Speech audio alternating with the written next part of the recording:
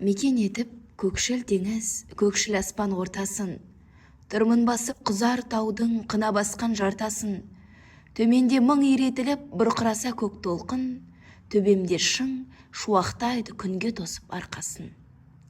Әбіш Кекілбаев заманымыздың бір заңғар тұлғасы. Кекілбаев туралы сөз айту кімге болса да оңайға түсе қоймас. Әбіш жайында сөз қозғау, оның шығармашылығын зерттеу, оған үңілу, көп еңбек пен ізденісті талап ететін дүние. Деуші едің ылғи мені құлыншағым, қайтейін бәрі соның бүгін сағым. Сен жоқта құлыныңда әке болып, сипамақ құлынының толым шағын деп жырлаған Әбіш атамыздың ұлы Дәулет Әбішұлымен кездестім. Әбіш атамыз жайлы зерттеуімді бастамас бұрын, атамыздың көзін көрген ұлымен, достарымен, жолдастарымен кездесіп барып, сапарымды жалғастырамын. Қазіргі таңда Қамыспай әулесінде жатқан Әбіш атамыздың анасы Айсәуле анамыздың бейітінде тұрмыз. Дәл сол Айсәуле анамыздың бейітінің оң қапталында Әбіш атамыздың тұңғыш ұлы Әулет атамыздың мазары орналасқан. Маңғас Маңғыстаудың қыраны Әбіш Кекілбаев атамыздың кіндік қаны тамған қасиетті мекен Онды ауылына да келіп қалдық. Ондының әр тасы мен қыраты тарихтың ізі, шежіренің ізі. Дәл осы Онды ауылында Әбіш атамыз бала қиялын ұштап, өзінің шығармашылығына деген ізін осы жерден бастады. Дәл менің артымда орналасқан, дәл Ондының кіре берісінде Айсәуле анамызға арналған ескерткіш тұр.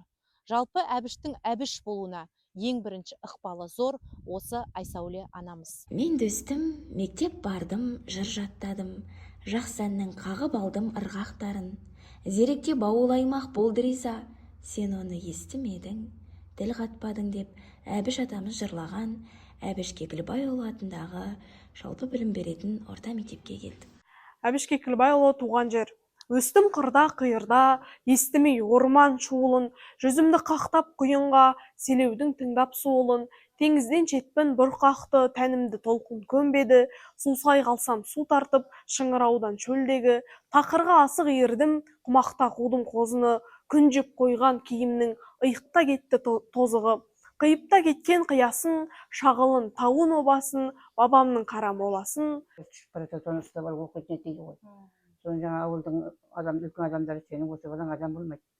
Барада ұшып баратқан қағаздан алып не оқиды екен деп айтады деп, жаңа мамасына. Дәл қазір біз Әбіш атамыздың дүниеге келген, кіндік қаны тамған Мырзайыр жеріне келіп тұрмыз.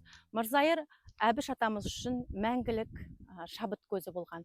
Кеше біздің Әбіш атамыздың ұлы Дәулет ағамызбен сұхбаттасқанда, Әбіш атамыздың өзі кішкентай кезінде келген кезде балаларын кішкентай кезінде осы жерге 7 рет аунататын болған екен. Осы жерден біз Әбіш атамыздың туған жердің киелілігі, тіпті туған жерге деген сағынышын осылай жеткізген деп білемін. Ал осы жерде Әбіш атамыздың шоқтығы биік шығармаларының бірі шыңырауға негіз болған еңсеп қазған құдық. Дәл қазір осы құдықтан су алып көрейін. Құдықта су толып тұр екен. Дәмін көрейік. Құдықтың суының дәмі бәрібір бөлек.